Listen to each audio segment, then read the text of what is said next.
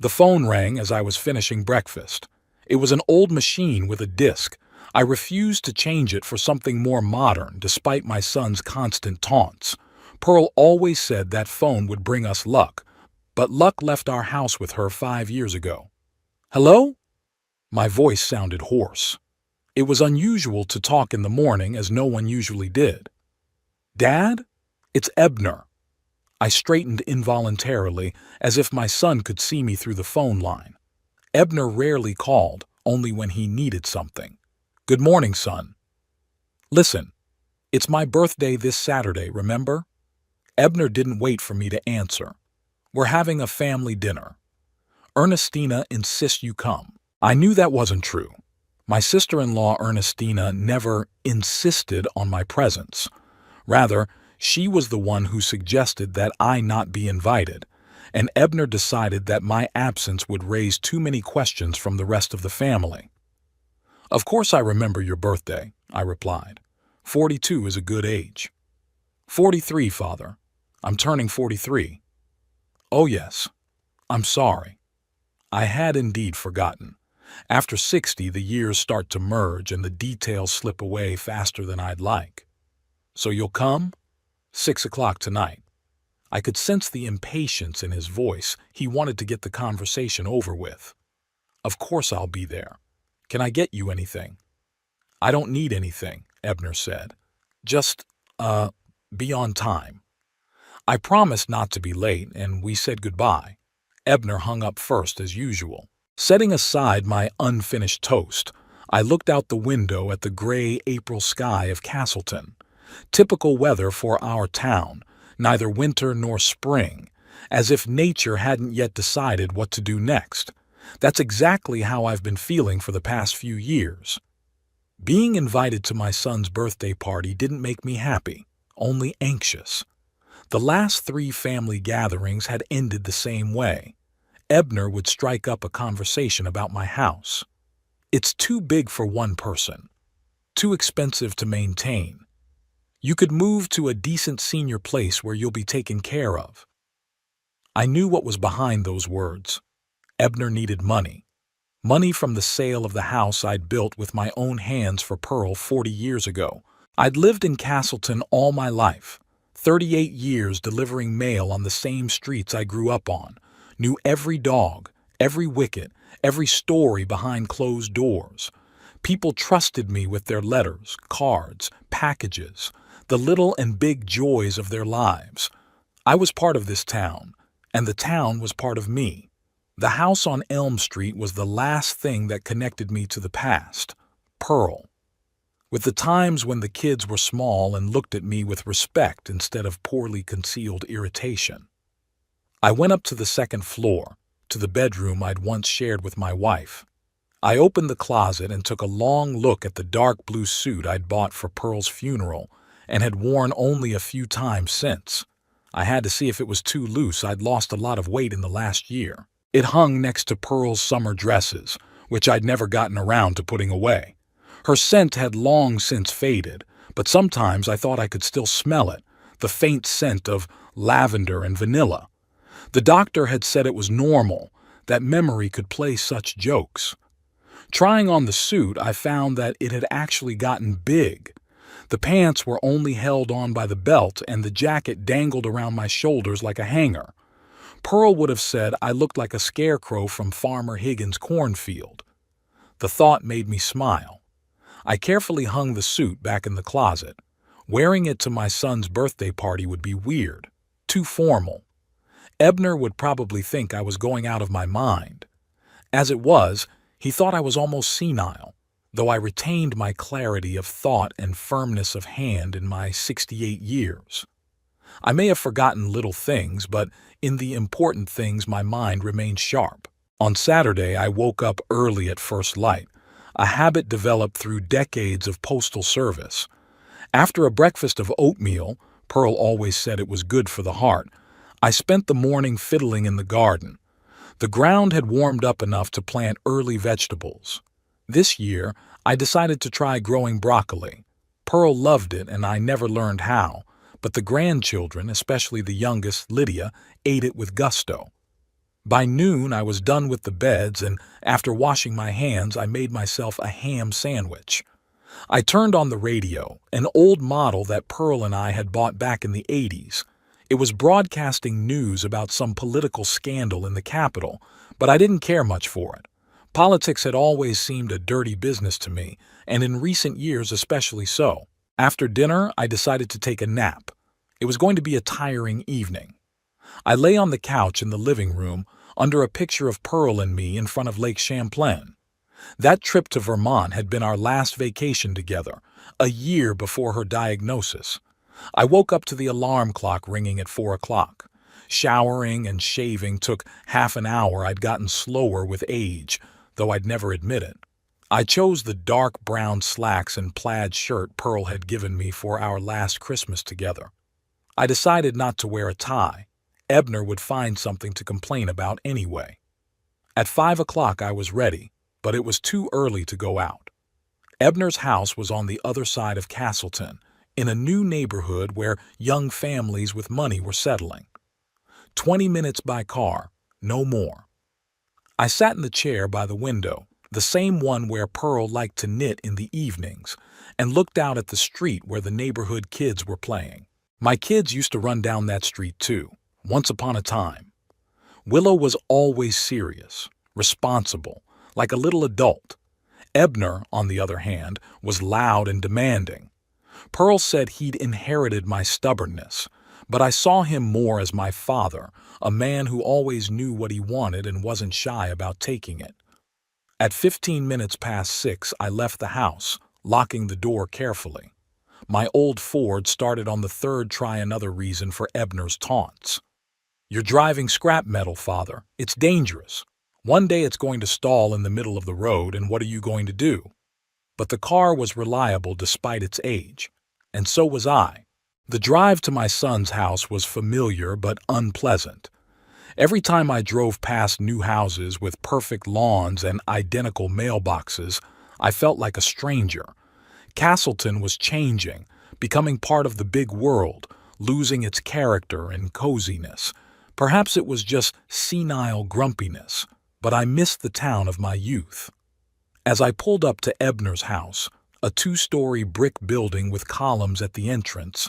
Why do you need columns in Castleton, where the tallest building is the 3-story City Hall?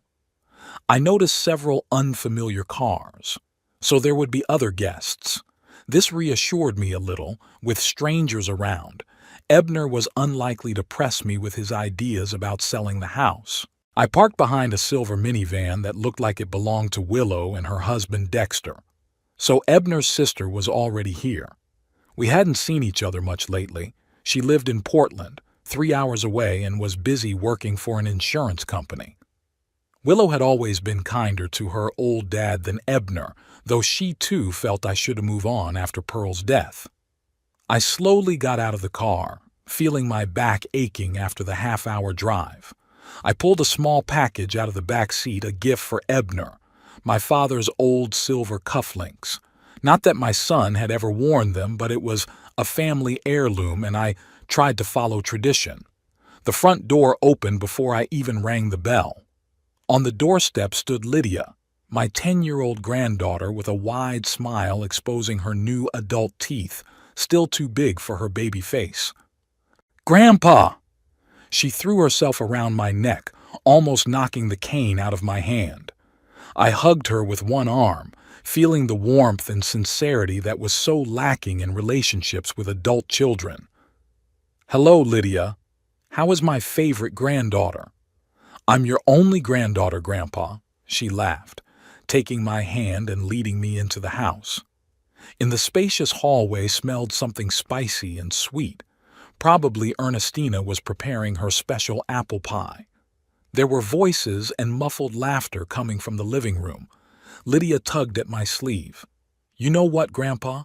I've lost another tooth. Look!" She opened her mouth wide, showing the empty space between her bottom teeth. "Has the tooth fairy come yet?" I asked, taking off my jacket. "Dad, stop filling her head with those fairy tales." Ebner appeared in the living room doorway, tall with a noticeable gray in his hair, but still slim and trim. "Hello, Father, you're just in time." He said it as if he expected me to be late.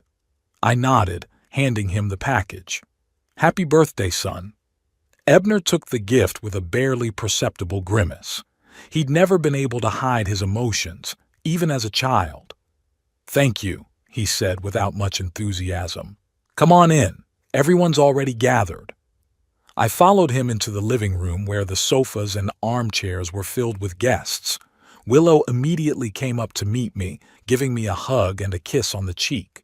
She smelled like some kind of expensive perfume, not like Pearl, who preferred plain lavender water. "Papa, I'm so glad to see you." Her eyes, so like her mother's, glowed with genuine warmth. "You look well." It was a lie, of course. I knew what I looked like: old, thin, with wrinkles that had gotten deeper since Pearl's death. But a lie like that felt good. "You too, daughter," I replied, and it was the truth. Willow had always been beautiful, even as a teenager, when most kids go through an awkward phase. Dexter, her husband, shook my hand, firmly, but without being overly forceful.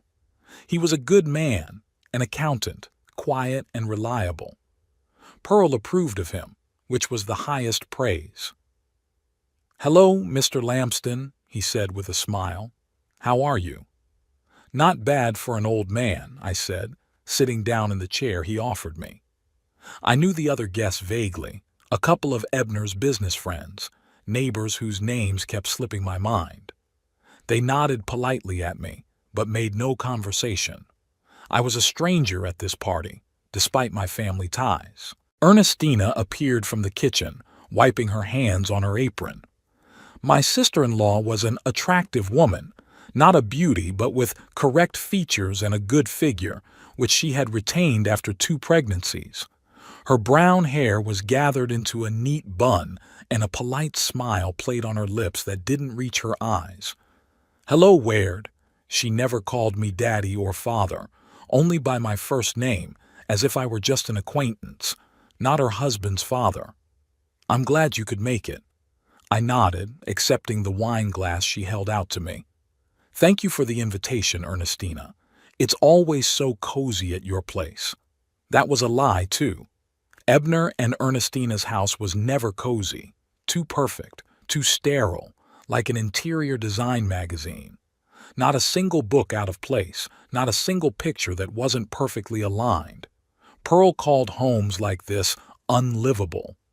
Grandson Toby, Ebner's 14-year-old son, slipped into the room and sat silently in the corner with his phone in his hands. I waved at him, but he pretended not to notice. At his age, it probably wasn't cool to hang out with his grandfather. Dinner passed in a tense atmosphere. I tried to be polite, answering questions about my health and how I was coping alone in such a big house. Ebner and Ernestina often glanced back and forth as if they were having a silent conversation. I noticed Willow frown when Ebner mentioned my house for the 3rd time. After the main course, a superb roast duck with oranges, Ernestina brought out a cake. 43 candles created a near-fire hazard, but Ebner pulled it off, blowing them all out with one mighty exhale. The guests applauded. "Before we cut the cake," Ebner said, standing up with a glass of wine in his hand, "I have some news to tell you. Some of you already know, but for the rest of you, it will be a surprise." He looked at me and I felt an unpleasant chill. This is it, I thought. Now he's going to start talking about my house. My printing company, Lamston Print, has been offered a major contract with the Royal Comfort Hotel chain. That means we'll have to expand. New equipment, more staff, maybe even a new premises. The guests hummed approvingly. Ebner raised his hand, calling for silence. Of course, that requires investment. I've applied to the bank for a loan, and preliminary approval has been received. But, he looked at me again. The bank requires additional collateral, something more substantial than our house, which is already mortgaged. I felt everyone's eyes turn to me. Willow shook her head slightly, a barely perceptible movement, but I could tell she didn't approve of what her brother was about to say. "Father," Ebner turned to me fully, "Ernestina and I have been thinking about your house on Elm. It's big, old, needs constant upkeep. It's hard for you to handle it alone." "I can handle it," I said quietly but firmly. "Of course you do." Ebner smiled, the condescending smile I hated. "But we're all worried. What if you fall? What if there's a fire? You're far away from us. We won't be able to get here quickly." I wanted to say that they don't come anyway, even when I ask, but I kept silent, not in front of guests. "What's your point, Ebner?" I asked, even though I knew the answer perfectly well. "We found a great place in Sun Valley. It's a new senior complex on the outskirts of town. They have medical staff, a common dining room, even a swimming pool. And most importantly, you'll be among people your own age, not alone." "I don't want to live among people my own age," I replied. "I want to stay in my house." Ebner sighed as if he were explaining something to an uncomprehending child. "Father, be reasonable. If you sell the house, you'll have enough money to live comfortably in Sun Valley for the rest of your life. And there'll be enough left over for, other things." "Your business?" I finished for him. There was an awkward silence in the room. Willow coughed. "Ebner, can we not do this tonight? It's a holiday after all." My son ignored his sister. "It's a win-win for everyone, Father. You'll be safe, you'll be taken care of, and I can expand the business, secure a future for my children, your grandchildren. Isn't that what Mom would have wanted?" Mentioning Pearl made me angrier than any manipulation I'd ever experienced. "Don't you dare say what your mother would have wanted," I said, feeling my voice shake. "Pearl would never approve of me being evicted from the house I built for her." "No one is talking about eviction," Ernestina intervened in her soft but insistent voice. "It will be your voluntary decision, Word, for your own good." I looked at her, then at Ebner, and suddenly realized that they had already decided. They were just waiting for me to agree so they could act. They'd probably already done the paperwork and booked a place at Sun Valley. "I need to think about it," I said, rising from the table. "It's a big decision." "Of course, Father," Ebner smiled, but his eyes remained cold. "Think about it. But not for too long. The bank gave us 2 weeks to provide collateral, or the contract would go to a competitor." I nodded, not trusting my voice. Willow threw her brother a judgmental look but remained silent. Dexter looked down at his plate, clearly uncomfortable. The guests looked at each other, unsure how to react to the family scene. Ernestina, who was always good at smoothing over sharp edges, clapped her hands together. "And now the cake. Who wants a piece?" The conversation moved on to other topics, but the tension remained. I sat in silence, picking the cake with a fork which I could not taste. My mind was spinning with thoughts of home, of Pearl, of how quickly my children had forgotten everything we'd taught them: respect for their elders, family values, selflessness. When Ebner proclaimed a toast to his future success, I raised my glass with everyone else but didn't drink. I looked at my son and saw a stranger to whom I was only an obstacle to greater wealth. "What has happened to us, Pearl?" I thought, looking out the window at the darkening Castleton sky. "Where did we go wrong?" After an awkward conversation about my house, dinner continued in a strange, strained atmosphere. The guests tried to pretend nothing had happened, but their voices were a little louder than usual. Their laughter was nervous, and their glances slid in my direction every now and then. I became the unwitting center of attention, an old man trying to be evicted from his own home under the pretense of caring. A classic family drama that everyone there hoped to avoid in their own lives. Ernestina bustled around the table, pouring wine and offering a dessert refill. Her smile seemed glued on and her movements too abrupt. She'd always been a perfectionist, and any crack in the facade of perfect family life threw her off balance. Ebner, contrary to my expectations, didn't back down. After drinking more wine, he became even more insistent, as if the alcohol had given him the courage for a conversation he'd been planning for a long time. "You know," he said, addressing all the guests but looking at me, "my father has always been stubborn. Pearl, my mother, often said it was easier to move a mountain than to change his mind." Several of the guests chuckled politely. I kept a calm expression on my face, even though everything was boiling inside. Ebner never spoke of his mother by name in my presence. It was his way of distancing himself, of showing that Pearl didn't just belong to me. But now it was no longer stubbornness, but how do I put this softer? Ebner paused as if he were really searching for words, though I had no doubt his speech had been prepared in advance. An unwillingness to recognize reality. Age changes. "Ebner," Willow said quietly, but my brother ignored her. "2 weeks ago," he continued, looking at the guests, "I stopped by my father's house unannounced. You know what I found? The gas stove was on. No fire, just gas going. And my father was sitting quietly beside it, reading the newspaper, not noticing anything. It was a lie. 2 weeks ago, Ebner did come by, but there was no stove on. I wanted to object, but I knew it would look like an excuse and therefore an admission of guilt. Last month," Ebner raised his voice, sensing that he had my attention, "my dad forgot to pay the electric bill.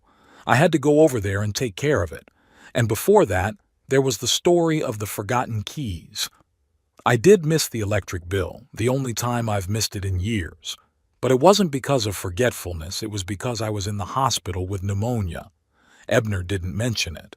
Son," I finally interrupted him, trying to speak calmly, "I appreciate your concern, but don't exaggerate." "Exaggerate?" Ebner threw up his hands. "Dad, you don't realize what's going on. That's normal at your age, but we, your family, can see that you're not the same." "What am I supposed to be like at 68? I asked, feeling the muscles in my face tense with restrained anger. Ebner smiled indulgently. "That's exactly what I'm talking about. You're 69, Dad. You've forgotten your age again." I did turn 69 in February, but I used to think of myself as 68 years old, which is what happens when the days blend into a monotonous sequence. But I realized that, to everyone here, it was another sign of my fading. "So," Ebner turned to the other guests, as if I were no longer able to participate in the conversation, "Ernestina and I found a great place. Sun Valley is not a nursing home, as some might think. It's an active living complex for seniors." I noticed a few of the guests looked at each other. Everyone knew that active living complex was just a euphemism for a nursing home designed to sound less intimidating. "It's got everything you need," Ernestina interjected enthusiastically. "Nurses around the clock, panic buttons in every room, a common dining room with a dietary menu. And the price is right," Willow added quietly. "It's not cheap," Ebner nodded, "but if we sell my father's house, we'll have enough money for years to come. And we're going to have to sell it someday, so why not now when it might do us some good?" "Benefit to whom?" I asked, looking straight into my son's eyes. There was an awkward pause. Dexter, Willow's husband, coughed and tried to change the subject. "That's a great cake, Ernestina. Did you bake it yourself?" But Ebner didn't let his wife answer. "Good for everyone, Father. For you, safety and care. For us, peace of mind for you. And yes, for my business too, I make no secret of that. But don't you want your children and grandchildren to prosper?" "I want my children and grandchildren to learn to respect my wishes," I answered quietly, but firmly. "This house is not just an asset. It's—" "We know," Ebner interrupted, rolling his eyes. "This is the house you built for Mom. We've heard that story 1,000 times, but Mom's been gone for 5 years and you're clinging to the past instead of thinking about the future." Mentioning Pearl in that context hurt more than any hint of my failure. I felt my fingertips go numb, a sure sign of rising blood pressure. I needed to calm down. I took a deep breath and exhaled slowly, just like Dr. Hansen had taught me to do. "Let's change the subject," Willow suggested, noticing my condition. Today was Ebner's birthday, not a family council. "Yeah, you're right." Ebner suddenly smiled, as if he'd just remembered the holiday. "I propose a toast to the future, to new beginnings and bold decisions." He raised his glass and everyone followed suit. I also took mine, half filled with red wine, which I almost never drank. Alcohol did not mix well with my medications. "To the future," the guests repeated in a discordant chorus and sipped from their glasses. I had just brought my glass to my lips when I noticed a strange movement out of the corner of my eye. Ebner, who sat at my right hand, quickly removed his hand from my glass. It was almost imperceptible. If it hadn't been for my years as a mailman, when I'd learned to notice the smallest details, I would have missed the gesture. I pretended to take a sip, but in fact the wine didn't even touch my lips. Examining the glass closely, I noticed nothing unusual, no powder on the surface, no change in color. But my intuition, which rarely failed me, signaled danger. Why would Ebner put something in my glass? Thoughts raced frantically through my mind. Poison me? No, too drastic even for Ebner. Probably some kind of laxative or diuretic to embarrass me in front of the guests, proving my helplessness once again. See, he can't even control his bowels bladder. He needs constant care. The perfect argument to convince everyone of the need for me to move to Sun Valley. Outrage fought in my soul with longing. Would my own son really be willing to do such a despicable thing? For what? For money? Or had his dislike for me grown over the years to the point where he was willing to humiliate his own father for petty gratification? Meanwhile, the conversation at the table returned to its usual course. They discussed the latest city news, children, politics, all the safe topics that usually come up at family dinners. I barely participated, pondering what to do next.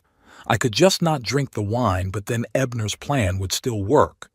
He'd say I'd become paranoid, afraid of my own family, making up conspiracies. Another sign of senile dementia. I could accuse him right here, in front of everyone, but who would believe an old man without proof? Ebner would just laugh and wag his finger at the guests, saying, "See what I was talking about?"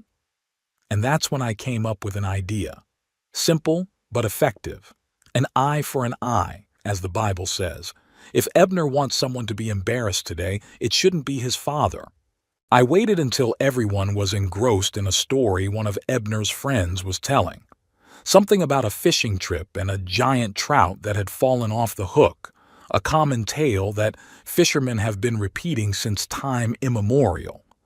Everyone looked at the narrator, who was gesticulating vigorously in the center of the table, mimicking the size of the non-existent fish. Taking advantage of everyone's attention to the story, I discreetly switched my glass with that of Ernestina, who was sitting to my left. It wasn't difficult. The glasses were close, and I just had to make a quick movement before anyone looked in my direction. My conscience pricked me. Ernestina didn't deserve to be the victim instead of me. But then I remembered all her cold looks, all the times she'd supported Ebner in his efforts to get rid of me, all the times she'd kept the grandkids from visiting their grandfather, citing my tiredness. She was an accomplice, not an innocent victim. And then I say to him, "Frank, either you pull that fish out now or I'm going to push you into the lake," finished the narrator to general laughter. Ebner raised his glass.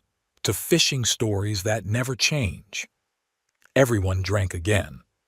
I took a sip from Ernestina's glass, feeling the slight bitterness of wine on my tongue. I didn't notice any foreign flavor.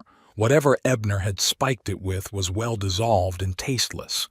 Probably a laxative then. I wondered how fast it would take effect. Ernestina drained the glass almost to the bottom. She always drank faster than a lady should, as Pearl had said. I noticed that Ebner cast a quick glance at me, checking that I had drunk my wine.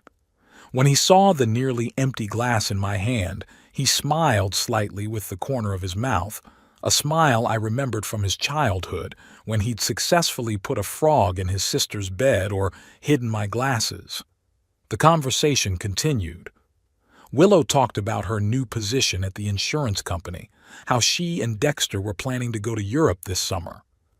Ebner inserted comments about his business, hinting at a big contract that would soon change their lives for the better.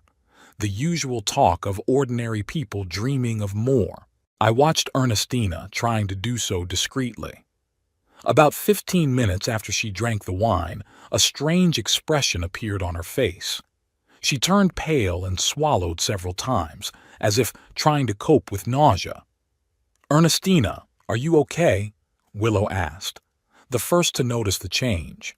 My sister-in-law smiled weakly. "Yeah, it's just something—" She didn't finish her sentence and huffed. She didn't finish the sentence and pressed her hand to her stomach. "Honey?" Ebner turned to his wife, sincere concern in his voice. Ernestina tried to answer, but instead of words, a low moan escaped her lips. She stood up abruptly from the table, knocking over her empty glass.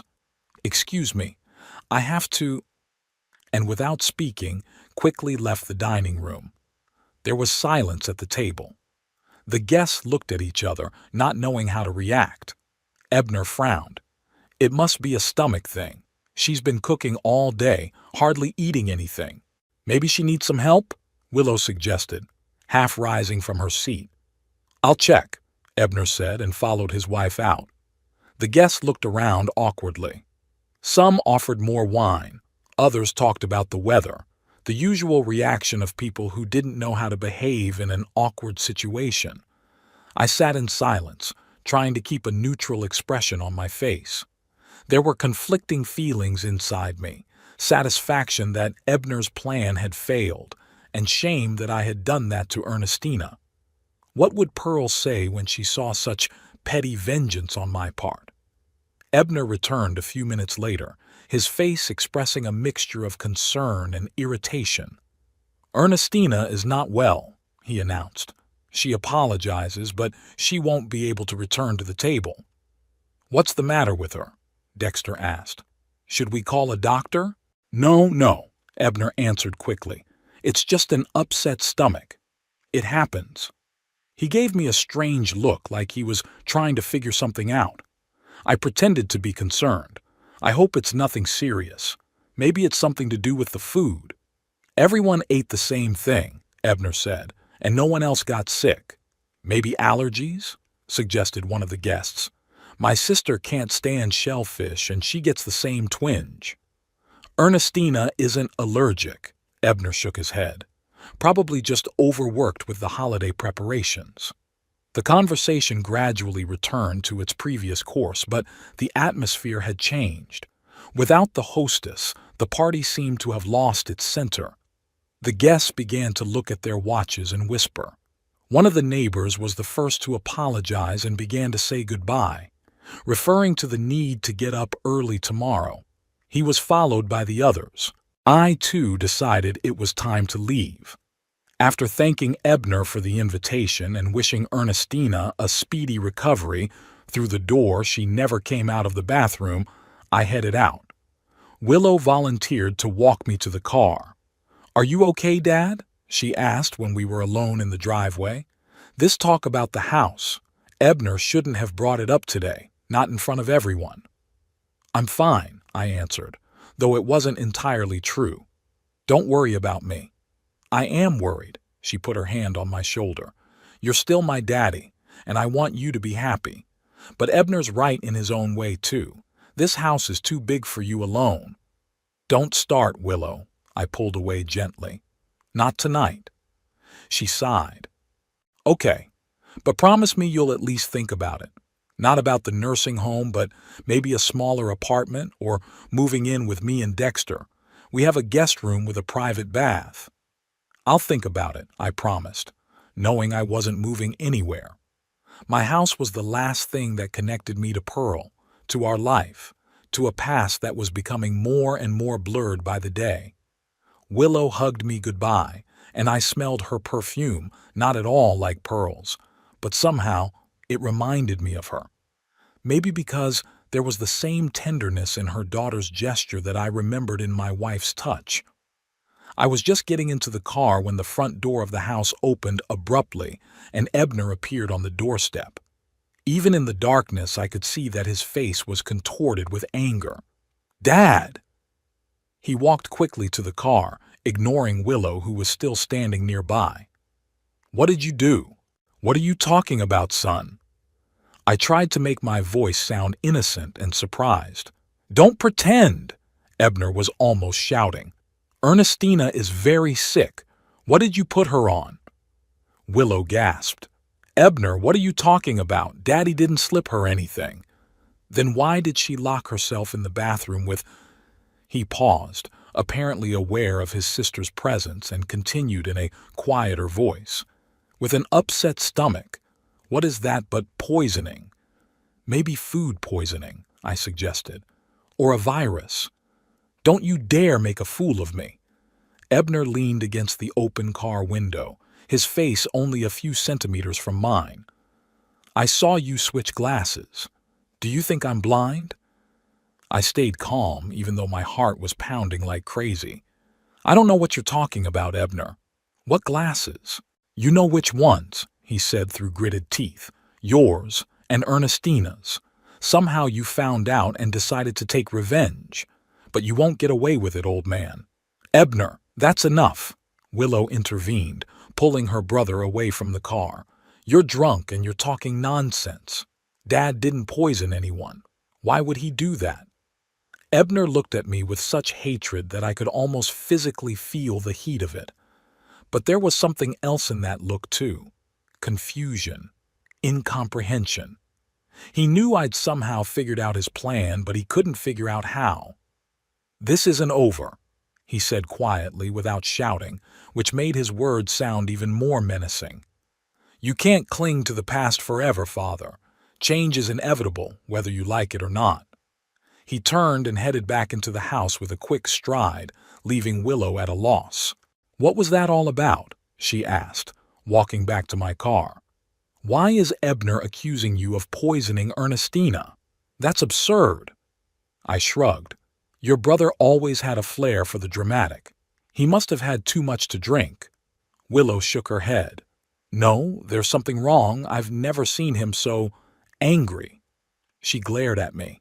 "Daddy, are you sure you don't know why he's so angry?" I could have told her the truth. I could have explained that Ebner had tried to humiliate me by putting something in my glass and how I'd turned the situation against him. Willow was always fair. She'd understand, I guess. But something held me back. Maybe a reluctance to drag my daughter into the conflict between me and my son. Maybe I was ashamed of my own petty behavior. Or maybe I was just tired of it all and wanted to get back to my quiet, empty house. "I don't know, honey," I said, starting the car. "Maybe it'll be clearer in the morning. Say hi to Dexter." Willow was clearly not satisfied with my answer, but she didn't insist. She gave me another hug through the car window and backed out, letting me pull out of the driveway. In the rearview mirror, I saw her standing with her arms crossed over her chest, watching the car drive away. Farther away, in the lighted doorway, Ebner's silhouette darkened as he watched us. I drove through the night streets of Castleton feeling a strange mixture of satisfaction and bitterness. What had happened tonight was only a symptom of a much deeper problem. My family had fallen apart and I didn't know if I could put it back together again. Turning on the radio, I heard an old song that Pearl and I had often listened to when we were young. The tune reminded me of a time when things were simpler, when the future seemed bright and promising, and my children looked at me with love instead of annoyance. "What happened to us, Pearl?" I thought again, gazing down the dark road. "Where did it all go wrong?" There was no answer, of course, only the quiet music from the speakers and the thought that tomorrow I would have to face the consequences of tonight. And they, I was sure, would not be long in coming. I woke up early, as usual.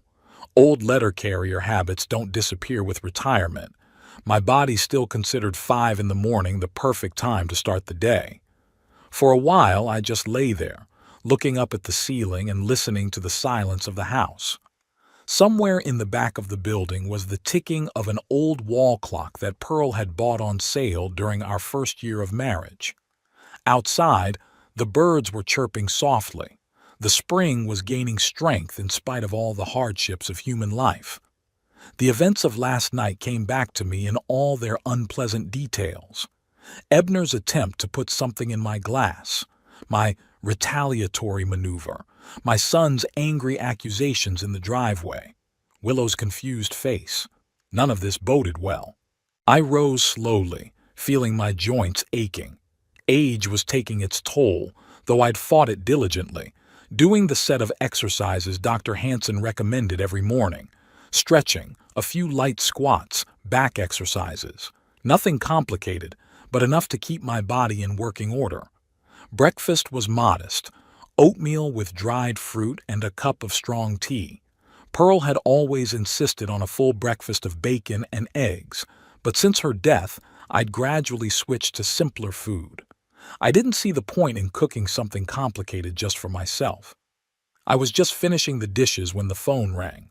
The hands on the clock read 7:30, too early for a normal call. I knew immediately who it was. "Hello," I said, wiping my hands with a kitchen towel. "Are you happy with yourself?"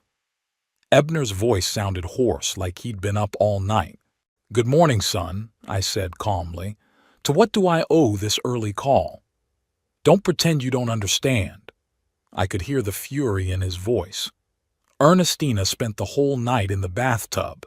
She's still turning inside out. I took her to the hospital at 3 in the morning. I felt a pang of guilt. I didn't expect it to be this serious. What was Ebner going to slip me if I reacted so strongly?" "I'm sorry to hear that," I said sincerely. "What do the doctors say?" "Acute stomach upset of unknown etiology," Ebner hissed. "But you and I know what it is, don't we? What did you put in her wine?" "I didn't put anything in her wine," I said firmly, "and I think you know that very well." There was a heavy pause on the line. I could almost hear Ebner gritting his teeth, trying to decide whether to persist or admit the truth. "You switched glasses," he finally said, quieter, without the aggression of before. "I saw it." "Suppose so." I didn't deny it. But what was in Ernestina's glass was meant for me, and we both know who put it there. There was silence again, longer this time. When Ebner spoke, his voice sounded tired and detached. It was a harmless laxative, just to embarrass you a little in front of the guests and make you realize you can't live alone. No harm to your health. Harmless? I couldn't believe my ears. Ernestina had to be taken to the hospital. "Maybe she's allergic," Ebner snapped. "Or maybe you'd gotten it wrong and slipped her something of your own. You haven't been yourself lately, Father." I took a deep breath, trying to stay calm. Ebner had always been like that. Even as a child, he'd never admitted his mistakes, always found a way to put the blame on others. "Anyway," I said, "I hope Ernestina feels better soon. Give her my apologies." "Apologize?" Ebner grinned bitterly. "Do you really think a simple sorry is going to be enough, after what you did?" "What did you expect after what you planned to do?" I asked quietly. "This is different." He sounded absolutely convinced that he was right. "I did it for your own good. You're a stubborn old man who can't see the obvious. You need help. You can't live alone. And the best way to convince me of that is to put laxatives in my glass?" I shook my head, even though Ebner couldn't see it. "Son, I'm disappointed." "Don't you dare call me that," he suddenly exploded. "Don't you dare pretend to be a caring father. Where was your concern when I really needed it? When Ernestina and I were trying to buy a house and the bank refused us a loan because of my credit history? When my printing company was on the verge of bankruptcy the first year? When Toby needed surgery and our insurance didn't cover all the costs?" I was silent, stunned by this sudden flood of accusations. Some of it was fair. I wasn't always there when I was needed. Being a mailman was time-consuming, and I often missed important moments in the children's lives. But the other part was a clear exaggeration. I helped Ebner with a down payment on a house, acted as a guarantor on his mortgage despite his bad credit history. I'd given money for Toby's medical treatment, even though Ebner later insisted it was a loan and returned the entire amount, refusing to accept the help. "I've always tried to help you, son," I finally said, "but you always wanted more." "That's enough," Ebner cut me off. "I didn't call to get into a fight. I just wanted you to know this isn't over. What you did to Ernestina, I won't forget it." And he hung up without waiting for me to answer. I slowly put the phone back on the lever, feeling my hands shaking. Anger, resentment, disappointment all mixed up in my soul. But strongest of all was the bitterness of realizing how deep the gulf between me and my son was. Once I held him in my arms, taught him to ride a bike, helped him with his homework. Now he looked at me as an obstacle, as a problem to be solved. To distract myself from the heavy thoughts, I decided to check my email. This had always been a challenge for me. Computers came into my life too late, when the habit of paper letters and face-to-face communication was already deeply ingrained. But Pearl insisted that I learn to use email. "Otherwise, you'll fall behind in life, Ward," she used to say. The old computer stood in the small room that Pearl and I called the study. It had once been a nursery, and then, as the children grew up and moved away, we had converted it into a place to store important documents, photo albums, and other family heirlooms. The computer booted up slowly with a distinctive hum that reminded me of the old mail machines in the office. When the desktop finally appeared, I launched the browser and entered my email address. The login and password were stored in a small notepad next to the monitor. I couldn't remember them no matter how hard I tried. The mailbox was full. The last time I'd checked it was months ago, and since then I'd accumulated a lot of mail, mostly advertisements and newsletters I'd once subscribed to and didn't know how to unsubscribe. But among them were some important messages. From the bank, from the insurance company, from the municipality. I began to go through them methodically, deleting the unnecessary ones and keeping the important ones. Suddenly my eye caught a familiar name, First National Bank of Castleton, the same bank where I had an account and where, I recalled, I had guaranteed Ebner and Ernestina's mortgage 3 years ago. It was shortly after Pearl's death. Ebner and his family were living in a small apartment on the outskirts of town at the time, and an opportunity came up to buy a house in a new neighborhood. Because of a failed business project when he was younger, Ebner had a bad credit history, and the bank refused to give him a mortgage without a guarantor. I agreed to help. It seemed like the right thing to do, a way to support my son during a difficult time. Pearl would approve. I opened the letter from the bank. It was dated last month and contained a quarterly report on the status of the mortgage loan on which I was guarantor. Everything looked fine. Ebner and Ernestina were making regular payments. There were no late payments or other problems. But there was a strange line at the end of the report, mention of an additional loan tied to the same collateralized property. The loan was arranged a month ago. The amount was significant, clearly more than needed for household needs, and most surprisingly, I was also the guarantor on the loan. I frowned, trying to remember if I had signed any documents lately. There hadn't been any. Ebner had mentioned the business expansion and the need for collateral at dinner last night, but there had been no mention of the loan being finalized. And I certainly hadn't agreed to be a guarantor. Alarmed, I started looking for other letters from the bank. There were several of them, and they formed an interesting picture. Turns out the bank had been sending me notices about every payment on Ebner's mortgage. Most of them I just hadn't seen since I rarely checked my mail. But they all indicated that my son had been paying faithfully, at least for the last 6 months, which covered the letters I found. And then, about a month ago, there were messages about a new loan. One of them contained scanned copies of documents, and I opened them, feeling anxiety growing. What I saw made me freeze in front of the monitor. The documents bore my signature, or rather, something that was supposed to represent it. But I had never signed those papers. What's more, the handwriting didn't even look like mine. It was a crude forgery that anyone who knew my real signature would have easily recognized. Ebner had forged my signature. My own son committed forgery to get a loan to grow his business. He had used me without asking permission, without saying a word, simply appropriating my name and my responsibility. I felt nausea come up to my throat. This was betrayal in its purest form.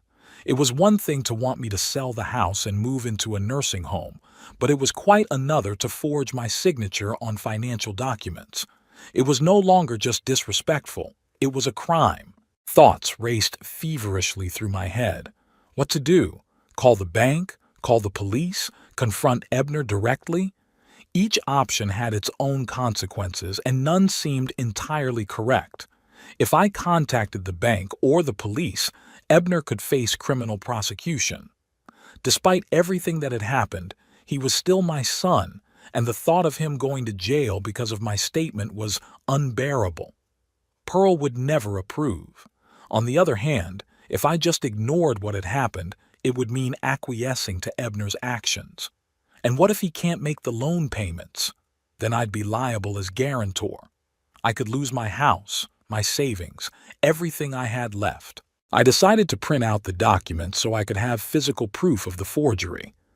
The old printer took a long time to warm up, making whirring and clicking noises before producing the first page.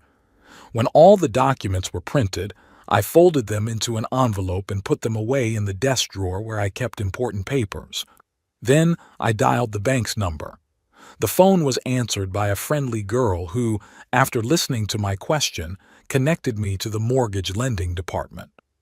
"What can I do for you?" the male voice on the other end of the line asked.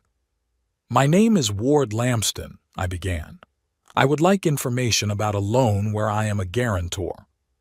The loan was taken out by my son, Ebner Lamston. "One moment, Mr. Lamston." I could hear the computer keys clacking. "Yes, I can see that. Your son has 2 loans with you as guarantor, a mortgage on a house at 15 Maple Street and a business loan from last month. Which one are you interested in?" "I'd like to know the details of the second loan," I said. "The business loan. When exactly was it made? What documents did I sign?" "The loan was approved and disbursed on March 23rd, the clerk replied. "As for the documents, we have a standard guarantee agreement with your signature, as well as an agreement to check your credit history. Everything is in order." "See, that's the thing. I didn't sign any documents," I said, feeling my heart start to beat faster. "I didn't agree to be a guarantor on this loan." There was a pause on the line. "Mr. Lamston, are you saying that your signature on the documents is forged?"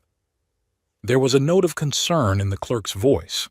"That's exactly what I'm saying," I confirmed. "In that case," he said slowly, "you must come to the bank in person with identification and make an official statement. This is a serious accusation that will require investigation. The police may be involved." "I understand," I said. "When can I come?" "The bank is open until 6 in the evening, but for such matters it's better to come in the morning when the management of the department is in place." "Say tomorrow at 10 o'clock?" I agreed and hung up, feeling strangely empty. The decision had been made, there was no turning back. Tomorrow I would go to the bank and formally report the forgery of my signature. That would set in motion a process that could have the most serious consequences for Ebner. But something inside me changed after the call to the bank. Bitterness and resentment gave way to cold determination. Ebner had crossed a line. He hadn't just tried to manipulate me or humiliate me. He'd committed a crime that could cost me everything I had. And he'd done it without hesitation, without regret, simply arrogating to himself the right to decide for me.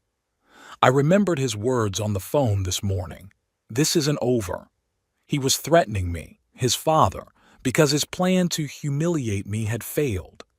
What would his actions be next? Another loan on my behalf? An attempt to declare me incompetent to gain control of my finances? Forced placement in a nursing home? No, I couldn't let this continue.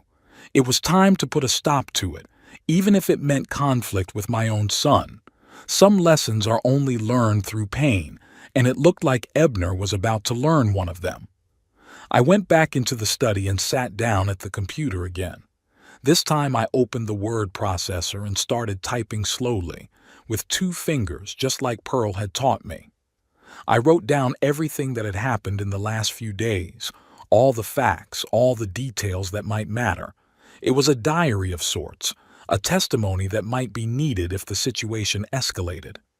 When I had finished, I printed out the notes and put them in the same envelope where the documents from the bank were. Then I pulled my checkbook and bank statements for the past year out of my desk drawer. I needed to assess my financial situation, to see what I was risking and what resources I had available to resist. The numbers were disappointing. The letter carrier's pension didn't make me rich. Most of my savings had gone to Pearl's medical care in the last months of her life. I was left with a house, fully paid off, debt-free, but in need of constant maintenance and repairs, and a small amount in my bank account enough to live modestly as a retiree, but clearly not enough to cover a large loan if Ebner stopped making payments. I closed my eyes, feeling fatigue pile up on my shoulders. It was all too difficult, too painful. At my age, I would have liked to spend my days in the garden playing with my grandchildren, remembering the life I'd lived with warmth and gratitude. Instead, I found myself caught up in financial fraud and family betrayals. "What would you do in my shoes, Pearl?" I mentally asked, looking at the picture of my wife on the table. She was smiling in the picture, holding a bouquet of wildflowers I had picked for her on our 30th anniversary. Her eyes seemed to look straight into my soul, seeing all the doubts and fears. I knew the answer. Pearl had always been fair, but merciful. She wouldn't let Ebner continue down the path of deceit and manipulation, not out of revenge, but because it would destroy himself. Sometimes love meant firmness, not indulgence. The decision is finally taking shape in my mind. Tomorrow I'll go to the bank and report the forgery of the signature. I'll withdraw my guarantee on both my mortgage and my business loan. Let Ebner face the consequences of his actions. Maybe this will be a lesson to him that will make him rethink his attitude toward life, money, and family. It's gonna hurt, for me and for him. But sometimes pain is necessary for healing. As Pearl said, quoting her mother, "A boil needs to be opened so it can heal." I put all the papers away, shut down the computer, and walked out of the study. The house seemed too big and empty, filled with ghosts of the past. But it was my home, my fortress, my last refuge, and I wasn't going to give it up without a fight. The sense of humiliation and betrayal I'd felt when I'd learned about the signature forgery had gradually transformed into cold determination. Ebner had to realize that every action had consequences. And if he thought I was a weak old man who could be manipulated and deceived, he was in for a nasty surprise. The morning was clear and cool, perfect weather for important decisions. I got up early, as usual, but instead of my usual routine, I carefully prepared for my trip to the bank. I picked out my best suit, the dark blue one I'd worn at Pearl's funeral. It still hung a little loose, but today it was just as well. I wanted to look serious and presentable. I shaved extra carefully, even spritzed on some cologne, the Old Spice that Pearl used to give me every Christmas. The smell triggered a flood of memories, our holidays, when the kids were small, when the family was still a unit. It all seemed so far away now, as if from another life. I put the documents in an old leather briefcase, checked to make sure I had my ID and bank cards. Everything was ready. One last look in the mirror showed a tired older man with a determined expression. "You got this, Waird," I said to my reflection, and walked out of the house. The First National Castleton Bank was located in the center of town, in an old stone building with columns. I often passed by it while delivering mail, but I rarely went inside. I preferred to withdraw money from the ATM, and paid most bills at the post office, the old-fashioned way. Inside, things had changed since the last time I'd been here. Fewer tellers, more computers. Young men in suits sat behind glass partitions talking to customers. Brightly colored posters advertised loans, deposits, investment opportunities. Everything looked modern and a little foreign to a person of my generation. Waiting for me in the office was a middle-aged man in an austere suit. He introduced himself as Morton Higgs, head of the mortgage lending department. Sitting next to him was a woman he introduced as Alice Farrow from the legal department. "Mr. Lamston," Higgs began after we had exchanged handshakes and I had sat down across from them, "yesterday you informed our employee that your signature on loan documents may have been forged. This is a very serious allegation and we would like to discuss it in detail." I nodded and took the printed documents out of my briefcase. "I never signed these papers," I said, pointing to the signature on the guarantee agreement. "That's not my handwriting. I didn't even know this loan existed until yesterday, when I checked my email and saw the notices from the bank." Farrow took the documents and scrutinized the signature. "Do you have any documents with your real signature with you for comparison?" she asked. I pulled out my passport and driver's license, as well as some checks I had signed recently. Farrow spent a long time comparing the signatures, occasionally glancing at me over her glasses. "Indeed, the signatures are noticeably different," she said at last. "Mr. Lamston, are you prepared to make an official statement about the forgery, and perhaps to give a statement to the police?" "Yes," I answered firmly. "I'm sure of what I'm saying." "Can you suggest who might have forged your signature?" Higgs asked, though I could see in his eyes that he already knew the answer. "My son, Ebner Lamston," I said, feeling the bitterness rise to my throat. "He's the only one who had motive and opportunity. The loan is on his business, from his application." Higgs nodded as if that confirmed his hunch. "Mr. Lamston, let me explain what happens next. We will suspend the loan and begin an internal investigation. If the forgery is confirmed, we will be forced to contact law enforcement. Forging a signature on financial documents is a felony." I took a deep breath. Despite the determination with which I'd come here, the thought of Ebner facing criminal prosecution was heavy. "I understand," I said, "but there's something else." Higgs raised his eyebrows. "Yeah? I also want to withdraw my guarantee on the mortgage loan," I continued, "the one that was taken out 3 years ago when my son bought the house." "That's more complicated," Higgs frowned. "Unlike the business loan, your signature is real, I assume?" "Yes," I confirmed. "But then I agreed to be a guarantor under certain conditions. My son had promised that he would not take out additional loans against the house without my consent. He violated that condition by forging my signature. This is a material breach of our agreement." "I understand," I said. "But isn't the fact that my signature was forged on another loan sufficient reason to renegotiate all agreements with this client?"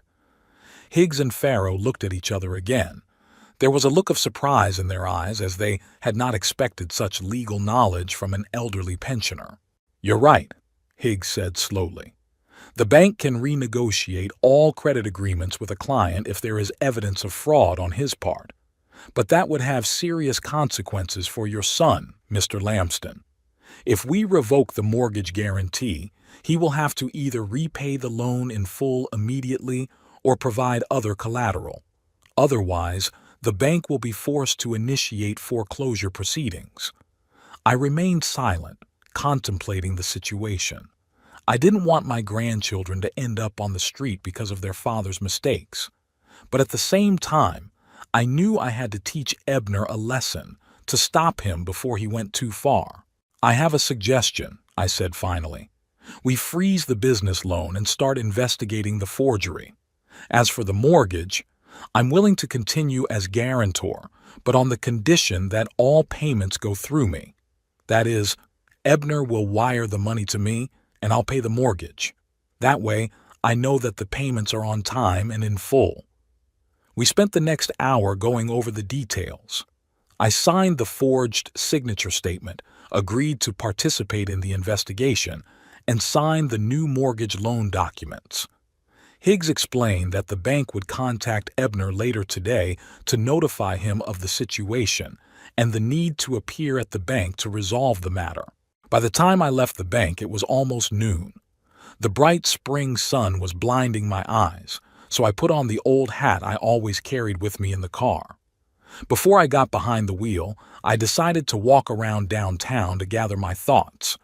The phone in my jacket pocket vibrated, interrupting my musings. I pulled it out and saw my son's name on the screen. The bank had apparently already contacted him. I took a deep breath and answered, "Hello? What did you do?" Ebner's voice shook with rage. "Do you realize what you've done?" "Hello, son," I said calmly. "I believe the bank has already contacted you." "Contacted? They froze all my company's accounts. They've blocked credit. They want me to appear for an explanation. What kind of signature forgery are they talking about?" I kept quiet, giving him a chance to talk. Sometimes silence is more effective than words. "Dad, are you there?" Ebner's voice became even more tense. "Answer me." "I'm here," I said, "and I understand perfectly well. You forged my signature to get the loan. I discovered it and reported it to the bank. It's all very clear." "Look," he finally said, more calmly, "I admit I was wrong about the signature. It was stupid. But can't you see that this contract is the chance of a lifetime? If I miss it, I'll never get another opportunity like this again. I can multiply the turnover of the print shop, hire new people, go to another level." "And for this you were willing to frame your own father?" I asked. "What if you couldn't pay the loan? The bank would have come after me, and I could have lost everything. My house, my savings, everything I had left." "I wouldn't have let that happen," Ebner said confidently. "Everything had been calculated.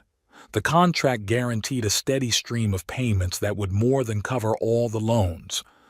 "You've always been sure of your plans," I said, "ever since high school.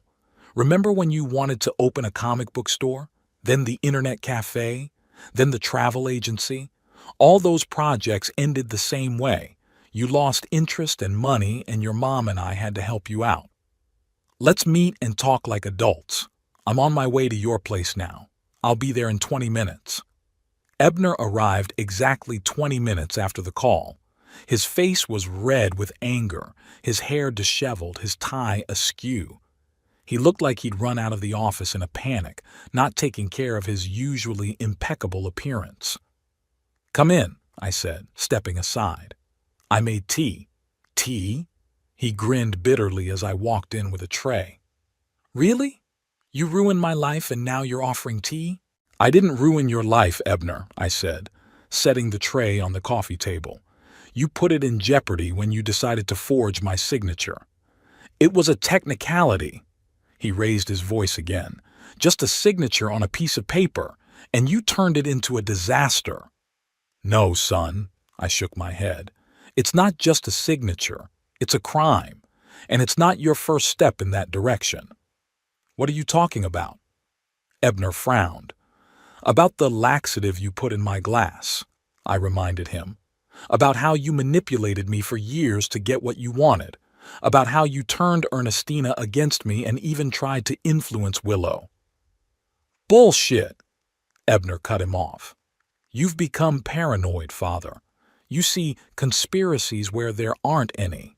"I do?" I raised an eyebrow. "Then explain to me why you didn't ask my permission to bail me out? Why you acted in secret?" Ebner looked away. "I told you I wanted to save time. The contract had to be signed quickly or someone else would have gotten it. And so you decided to risk your freedom and my well-being." I shook my head. "No, Ebner. It wasn't a matter of rushing. You just knew I'd say no." "Of course you would," he suddenly exploded. "You always say no, always standing in the way of my success. When I wanted to go to business school, you insisted on community college. When I wanted to move to the big city, you and Mom talked me into staying in Castleton. All my life you clipped my wings, and now you wonder why I didn't come to you with my hand out once again." I was stunned by this flood of accusations. There was some truth to what Ebner had said. Pearl and I had indeed advised him not to rush into business school until he had decided on a direction, and we had expressed concern about his plans to move to a metropolitan area with no concrete prospects. But we did it out of love, out of a desire to keep him from making mistakes, not out of a desire to clip his wings. "Mom and I always wanted the best for you," I said quietly. "We supported all your endeavors when we saw that you were serious. Remember who gave you the money for your first printing equipment? Who helped with the down payment on the house? And you've been reminding me about it ever since," Ebner muttered. "Every time something goes wrong, you remember how much you've done for me." "What happens now?" he finally asked. "With the loan, with the business, with the house?" "That's up to you," I replied. "I offered the bank a compromise. They're willing to keep the mortgage on the condition that all payments go through me. That is, you will transfer the money to me, and I will pay the mortgage." "Like a child who can't be trusted with money," Ebner grinned bitterly. "Like a man who's abused his trust," I corrected him. "As for the business loan, the bank has launched an investigation. If they find evidence of forgery, and they will, the case may be turned over to the police." Ebner turned pale. "Is that what you want? To have your son tried for fraud?" "Of course not," I shook my head. "But I want you to understand the gravity of the situation. You crossed the line, Ebner, and now you have to face the consequences." "Do you have any other financing options?" I asked.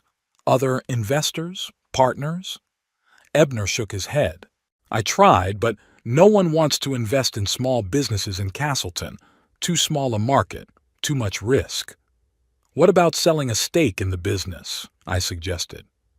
"Do you have any employees who could become partners?" "Maybe," Ebner said uncertainly. "Harvey, my deputy, has been wanting to get in on the action for a long time, but his contribution alone won't be enough. Start there," I advised. "Talk to Harvey, look for other potential investors, and be honest with the bank. Admit your mistake. Offer a repayment plan." "What about my house?" Ebner asked. "If the bank pulls the mortgage, I've already told you, I'm willing to continue as guarantor under new conditions. You won't have to worry about the mortgage if you're honest with me." Ebner was silent for a long time, pondering my words. Then suddenly he asked, "Why are you doing this? After everything I've said and done, why are you still trying to help?" I smiled sadly. "Because you are my son, and because your mother would never forgive me if I let you fall when I could have reached out my hand." At the mention of Pearl, Ebner's eyes moistened. He turned away quickly, trying to hide his emotions. "I don't understand you, Father," he said quietly. "You could have just ignored the fake and everything would have been fine. Instead, you caused trouble for all of us, and now you're offering to help." "I caused trouble?" I shook my head. "No, Ebner. You created the problems when you decided you could cheat on your own father. I just didn't let you escape the consequences. Sometimes that's what help is all about, letting a person realize their mistakes and correct them. News travels fast in a small town, especially when it comes to a scandal like identity fraud." Toward the evening of the same day I was meeting with Ebner, I got a call from Willow. Her voice sounded worried, almost frightened. "Dad, is it true? What Dexter told me? That Ebner forged your signature on some bank documents?" I sighed. Some of the bank clerks must have known Dexter. Castleton was too small a town to keep anything a secret. "Yes, dear, it's true," I answered, determined not to hide the reality of the situation from my daughter. "Your brother took out a business loan using my signature without my knowledge." There was silence on the line. I could almost see Willow rubbing her forehead, a gesture she'd adopted from Pearl when she was upset or puzzled. "I can't believe it," she finally said. "I mean, it's a crime, Dad. What's going to happen now?" "I've already talked to Ebner," I said. "We're trying to find a way out. The bank has opened an investigation, but I'm hoping we can resolve this without involving the police." Oh my God, Willow whispered. What about Ernestina? The kids? Do they know? I'm not sure, I answered honestly. Ebner came alone. Maybe he hadn't told them yet. I'll be there, Willow said firmly. Tomorrow. Dexter will stay with the kids and I'll come to you. We need to discuss this as a family.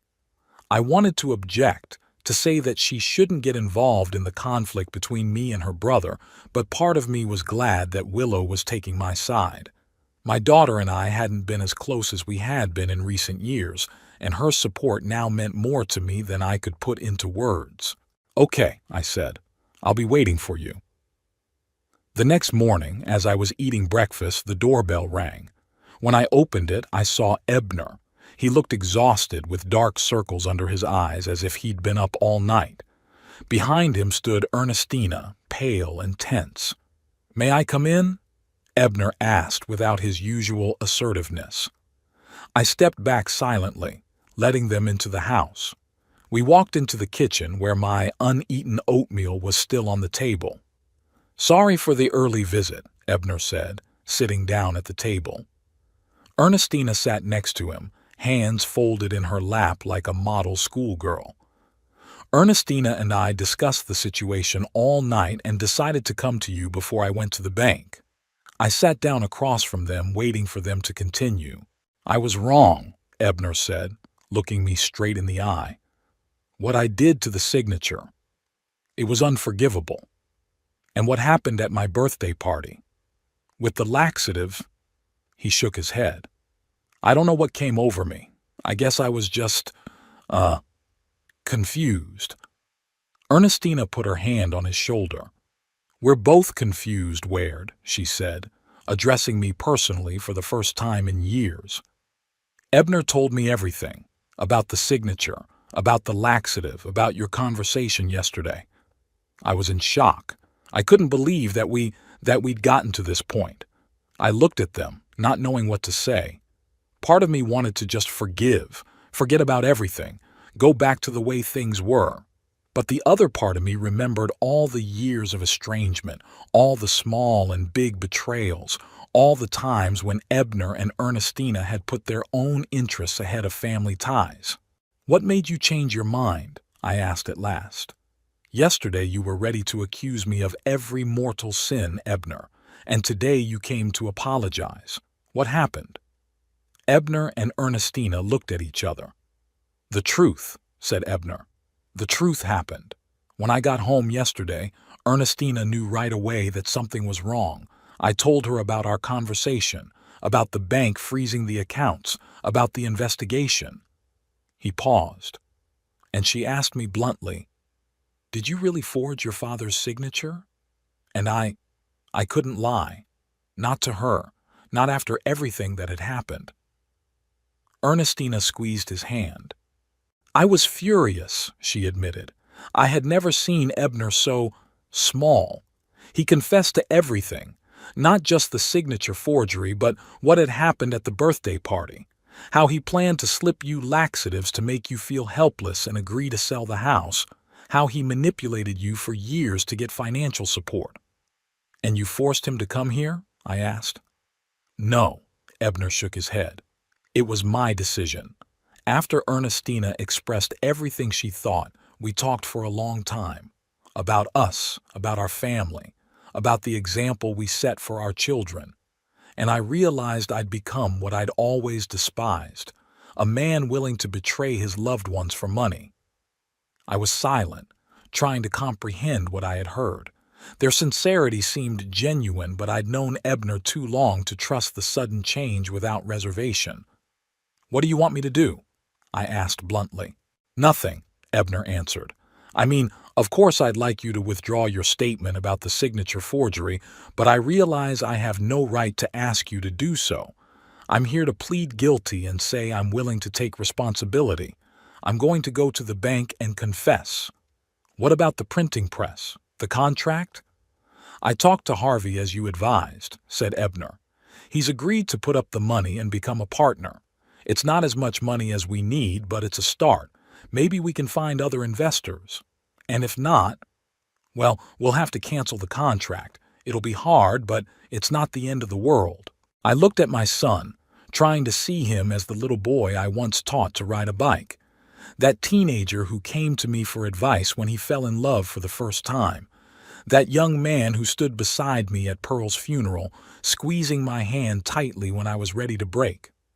"I'll talk to the bank," I said finally. "Maybe we can find a solution that won't hurt your reputation or your business, but on one condition." "What's that?" Ebner stepped forward. "No more secrets. No more manipulation. No more trying to control my life or make decisions for me. I'm your father, not an obstacle to your success." Ebner nodded. "I promise. And I'll do anything to earn back your trust, even if it takes years." At that moment, the doorbell rang. I apologized and went to open it. Willow stood on the doorstep with a determined look on her face. "Daddy," she hugged me, "how are you?" Then, looking behind me, she saw Ebner and Ernestina in the kitchen. "Oh, you're already here." "Willow?" Ebner looked surprised. "What are you doing here?" "Same thing you are, I guess," she replied, walking into the house, trying to make sense of this mess. We all sat at the kitchen table for the next hour discussing the situation. Willow was tougher than I'd expected. She wasn't shy about expressing her disappointment with her brother's actions, and she made it clear that she supported me. "You should have thought about the consequences," she said, looking at Ebner. "What if Dad hadn't discovered the forgery? What if you hadn't been able to pay the loan? The bank would have foreclosed on his house, the only thing he had left of his mom." "I know," Ebner replied quietly. "I didn't think about the consequences. Or rather, I only thought about the benefits, not the risks." "And it wouldn't be the first time," Willow added. "You've always been like this, always thinking that the world should fit you, not the other way around. Remember when you borrowed my car without asking and wrecked it? Or how you convinced your mom you needed money for your school books and bought concert tickets yourself?" Ebner lowered his eyes. "I remember, and I'm ashamed of it." "Shame is a good thing," Willow said. "Shame means you realize what you've done. But understanding isn't enough. It takes action to make things right." Ernestina, who had been silent for most of the conversation, suddenly spoke. "We have a plan," she said. "Ebner and I discussed it yesterday. First, he'll confess to the bank that he forged the signature and offer to repay the loan in installments. Second, we'll sell the second car to raise the down payment. Third, like Ebner said, he'll offer a stake in Harvey's business and maybe other investors." "And what about Wired's house?" Willow asked. "Do you still want him to sell it?" Ernestina shook her head. "No. We were wrong to try to pressure him. This house is his, and only he decides what to do with it." I listened to them, feeling strangely relieved. For the first time in a long time, we were having a truly honest conversation, without ulterior motives or innuendo. Even if Ebner and Ernestina weren't completely sincere, the very fact that we were discussing problems openly was already progress. "I think we all need to make some changes," I said as the discussion began to die down. "I'm not without blame for our deteriorating relationship either. After Pearl died, I shut myself away, withdrew from you. Maybe if I'd been more open, more available, things would have turned out differently." "Dad, don't blame yourself," Willow countered. "You had a right to grieve the way you needed to." "Yes," I agreed, "but 5 years is too long to live in the past. Pearl would want me to move on, to be a part of your lives, a part of your grandchildren's lives." I paused, gathering my thoughts. "I have a proposal, a compromise, if you will." All three of them looked at me with interest. "I won't sell the house," I said. "But I could convert the annex into a separate dwelling for myself. A small apartment with a separate entrance is all I need. And the main house," I looked at Ebner and Ernestina, "could be a place for family gatherings, where the grandchildren could stay on weekends, where we could all gather for holidays, a family center of sorts." That's a wonderful idea," Willow said slowly, as if thinking it over. "You'd keep the house, but it would serve the whole family. And we could help fix up the outhouse, Ebner added. I'm good at construction, and Harvey's a former electrician, so he could do the new wiring. I could do the design, Ernestina suggested, and I was surprised to hear the genuine enthusiasm in her voice. Make it comfortable and cozy for you. We continued to discuss details, and gradually the idea became more and more concrete. The annex that used to be a workshop could indeed be converted into a small but comfortable apartment. It would require heating, plumbing, and the addition of a bathroom, but it was all doable. By noon, we had a rough plan of action. Ebner was to go to the bank and come clean. I promised to talk to the bank manager and ask for leniency, given that my son had pleaded guilty. Willow volunteered to help with the legal side of things. Her husband Dexter knew a good lawyer who could advise us. And Ernestina promised to start planning the renovation of the outhouse. As Ebner and Ernestina were leaving, my son stopped in the doorway and turned to me. "Thank you, Father," he said, "for giving me a chance to make things right. I won't let you down again." I nodded, not trusting my voice. Something in the look on Ebner's face, in his tone, reminded me of when we'd been really close. Maybe not all was lost yet. Willow stayed with me. We sat in the living room drinking tea and reminiscing about the past, the good times when Pearl was alive, when the kids were small, when the future seemed bright and cloudless. "Do you think he's really changed?" Willow asked, referring to Ebner. "Or is this just temporary remorse until he gets out of trouble?" I wondered.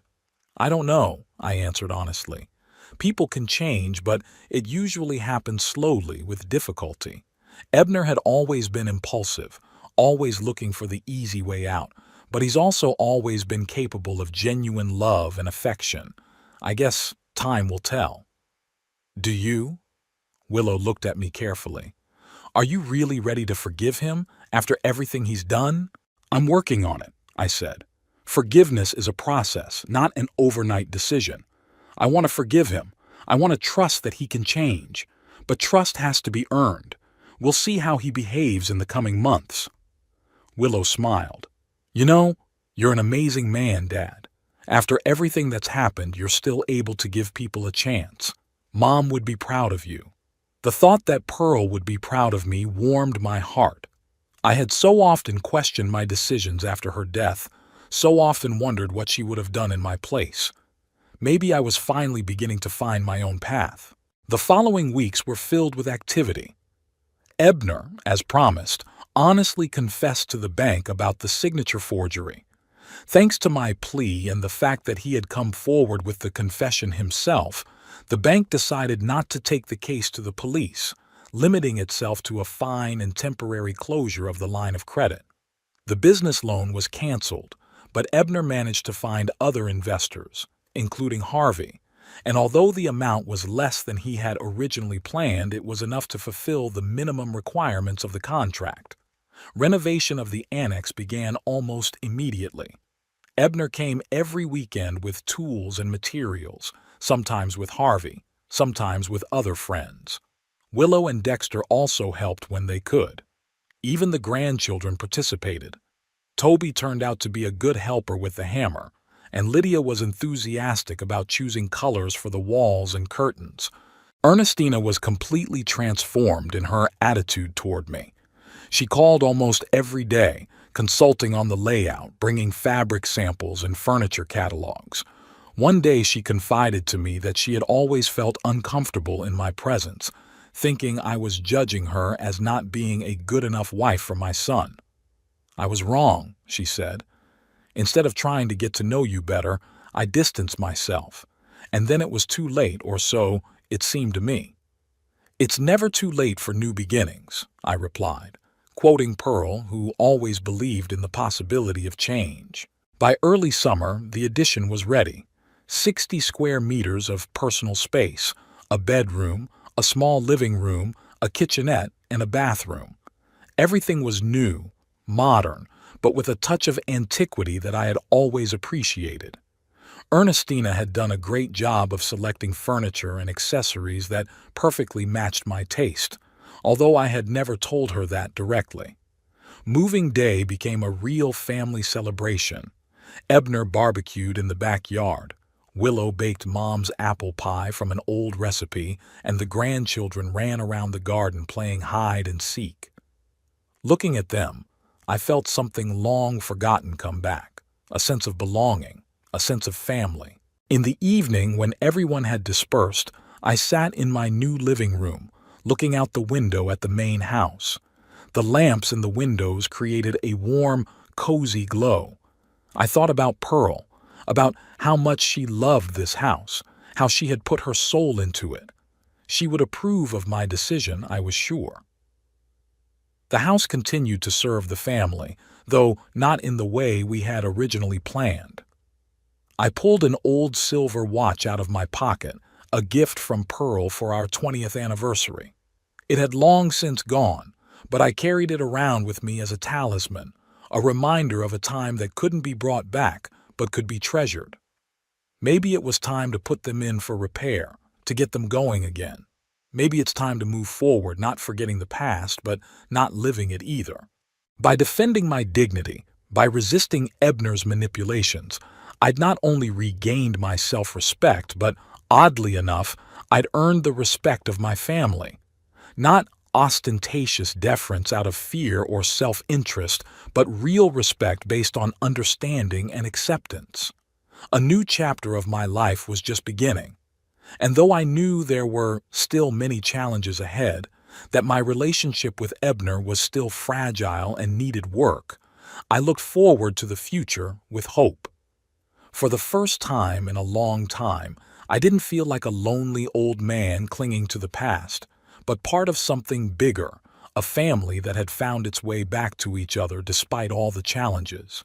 In the small annex that was now my home, I could live independently, keeping my habits and rituals intact.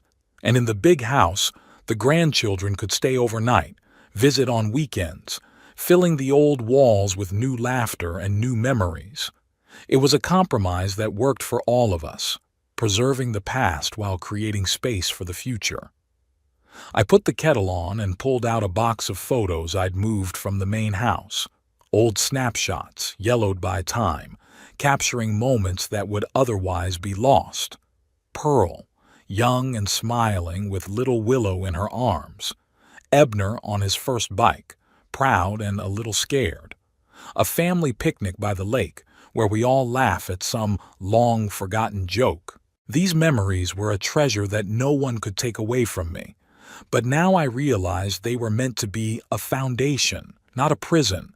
A foundation for new relationships, new traditions, a new life. The kettle whistled, bringing me back to the present.